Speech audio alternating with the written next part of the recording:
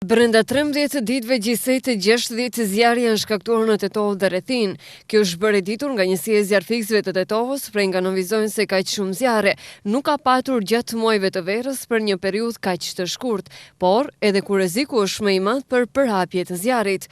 Pas zjarrit në fshatin Buzos të Tetovës, ku është përfshirë nga zjarri Miniferma dhe kishte dëme të mëdha materiale, një zjarr tjetër është regjistruar në fshatin Xhepçisht. Një zjarr shpërtheu në fshatin Xhepçisht të njëjtën mbrëmë rreth orës 23:45 minuta, ku është intervenuar deri në orët e para të mëngjesit të së premtes nga një ekip i zjarfikësve të Tetovës me 4 automjete kundër zjarrit dhe 9 zjarfikës.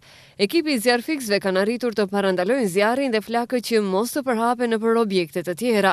Për fat të mirë nuk ka të lënduar, por dëmi është jashtëzakonisht i madh pasi që shtëpia është përfshirë nga zjarri, tha Uka Aliti, kryeshefi i njësisë së zjarfikësve në Tetovë. Edhe policia dhe zjarfikësit apelojnë deri tek qytetarët se në këto ditë të ftohta, ku përdorin çdo gjë për nxehje, të kenë kujdes maksimal nga përdorimi i tyre.